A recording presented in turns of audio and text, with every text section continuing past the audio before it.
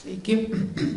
Čia jau Vytas įžangą labai gerą padarė. Iš tikrųjų, žodis žalias iki šiol buvo perdėtam gamtos saugotojams taikomas žalieji, dabar mes visi kalbam apie žalią architektūrą. Aš norėčiau, sekantis, kalbėti apie neišnaudotą kraštovaizdžio potencialą arba dar nepanaudotą.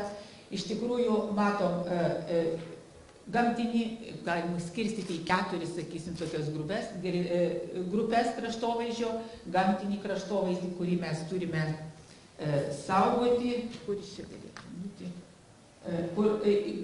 Kraštovaizdžio sąvoka bendrai yra žmogaus suvokimo sąvoka. Nei gyvūnams, nei pačiai gamtai savaime jai nerūpi kraštovaizdis. Ir mes žmonės, kiek sugebam jį įvertinti, kiek sugebam jį panaudoti, kiek sugebam prie jo prisitaikyti, tai yra kraštovaizdžio suvokimas. Taigi, gamtiškasis kraštovaizdis tiesiog istorinis kraštovaizdis, tokie formalūs pavyzdžiai, kaimiškasis ir miestietiškasis kraštovaizdis. Kiekvienas savyje jisai turi dar visą krūvą kraštovaizdžių, jeigu galima tai pasakyti. Mes gal mažai naudojam sąvoką daugiskaitą kraštovaizdžių, bet iš tikrųjų šitame gamtiškajame kraštovaizdyje yra ir turistinis kraštovaizdis, ir pažintinis kraštovaizdis, ir mokomasis, edukacinis kraštovaizdis. Ir kiekvienam iš tam veiksmui, tam kraštovaizdžiui atskleisti reikalinga profesionalumas, metodika, perteikimas. Ir aš šiandien kiekvienas pristatė šiek tiek savo ar įmonės ar kompanijos veiklą.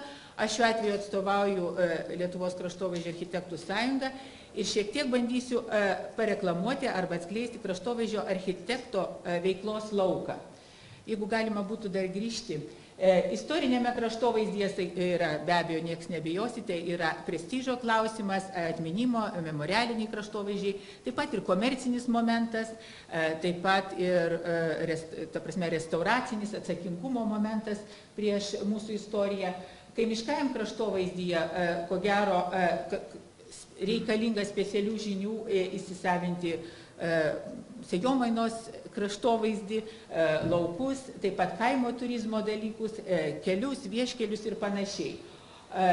Ko gero, daugiausia mes dirbame ir susidurėme su iššūkiais miestietiškame kraštovaizdyje, kuriame telpa jame ir pėsčiųjų kraštovaizdis, ir gyvenamasis kraštovaizdis, ir komercinis, ir pramoninis, ir gatvių kraštovaizdis ir taip toliau. Prašom. Ko reikia žmogui iš tikrųjų? Kodėl taip svarbu yra, vis tik yra svarbus kraštovaizdis? Žmogui reikia vaizdo per langą. Daugybė skelbimų, jeigu skaitysite pardavimų, yra motyvuojami taip su vaizdu, į gražų vaizdą, su vaizdu į ežerą, su vaizdu į parką. Žmogui reikia saugumo, reikia jaukių ir bendravimui skirtų erdvių. Reikia didelių parkų, reikia erdvių, kur galėtų susirinkti, kur galėtų bendruomenės bendrauti.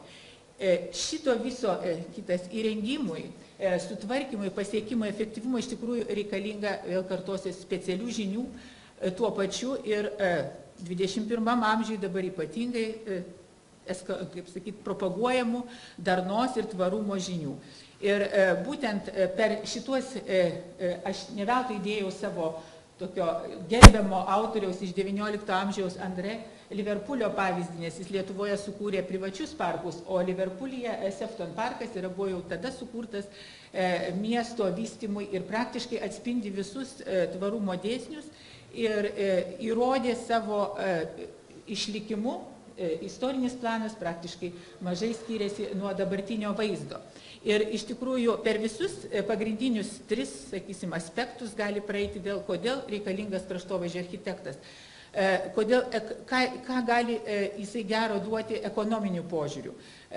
Sukurtas vieša gera erdvė arba parkas taip pat pritraukia investicijas, nes kiekvienas nori turėti gerą vaizdą. Taip pat pardavimų turbūt nesiginčite skaičius irgi didėja nuo to, kad žmonės traukia ir aplinka, kiemas gerai sutvarkytas ir panašiai. Taip pat, aišku, yra prestižo klausimas ir klientų srautas, atitinkamai nelygų kokios paskirties gerai sutvarkytas kraštovaizdis.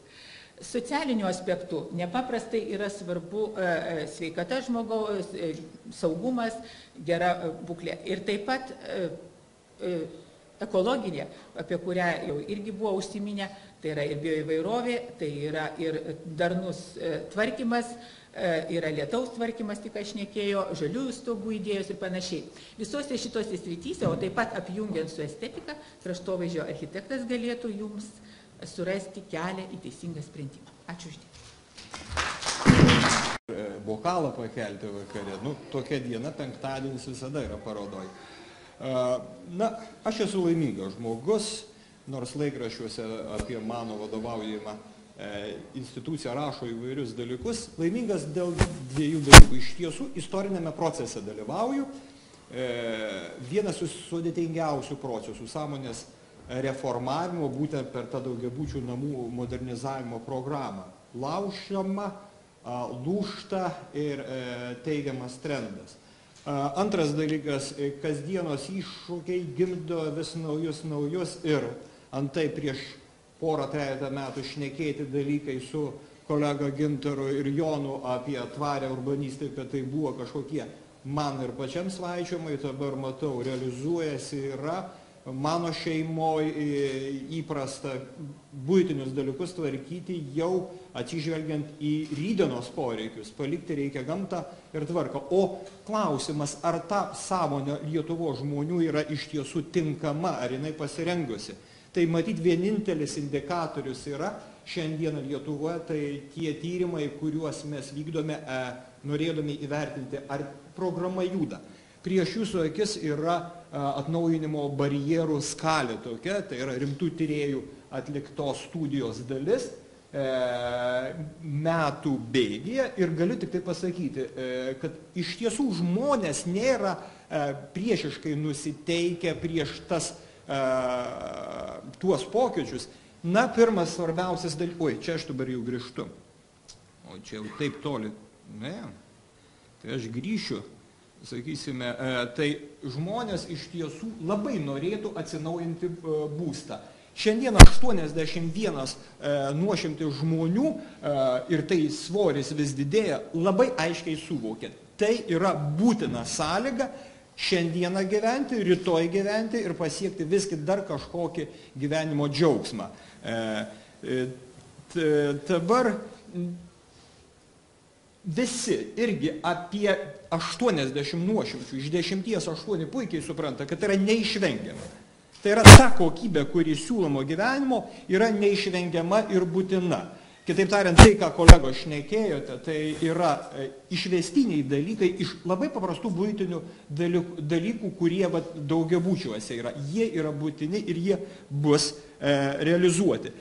Kitas reikalas, žmonės neturi galimybių. Vėlgi 59 nuošimčiai žmonių sako, neturiu šiandieną finansinių galimybių, bet potenciali paklausa, atidėtoji tą vadinamą paklausą, jinai egzistuoja. Dabar nedidelė dalis, sakykime, atsiprašau, vis aš taip nesuvaldau to proceso, bet nedidelė labai tik tai dalis žmonių netiki to proceso sėkme. Ir vėlgi, jeigu mes pasižiūrime giliau, tai yra vyresni žmonės, turintis jau konservatyvų mąstymą dėl savo amžiaus reikalų. Šiandieną yra procesas pajudėjęs. Įprasta banali frazė, tačiau 60 savivaldybių pagal naują programą yra nusprendusios dalyvauti. Buvo pateikta virš 2000 namų, tai yra apie 3,5 milijono kvadratinių metrų gyvenamojo ploto. Gyventojai tai yra 150 000. Vėlgi dabar, jeigu pasižiūrėsim realiai gyventojų skaičių, tai nuošimtis ne 2 ir ne 3 ir ne 4%. 60 savivaldybių į pirmą sąstatą pakliūti tų laimingųjų, tai labai didelis. 17 000 būtų.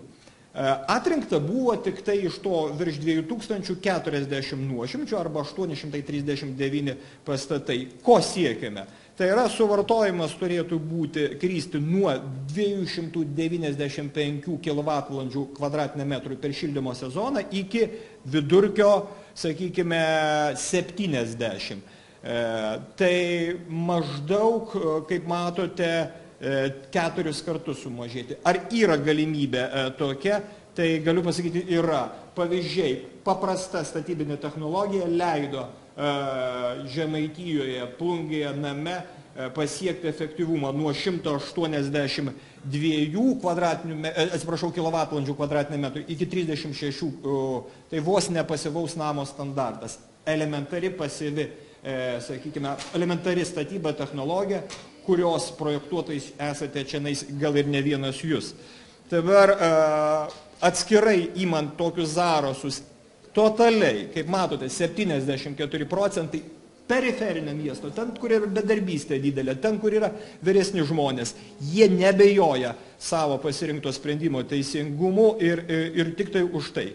Potencialas yra didelis. Rinkėjai prabalsavo, aš nepolitizuoju, bet jie panorėjo iš tų, kurie atsistojo šiandien prie to administravimo vairo, kad, reiškės, be ne 157 000 šeimų artimiausių laikų iki kitų metų pabaigos pagerintų savo gyvenimo sąlygas. Tai būtų investuota 2,8 milijardo litų.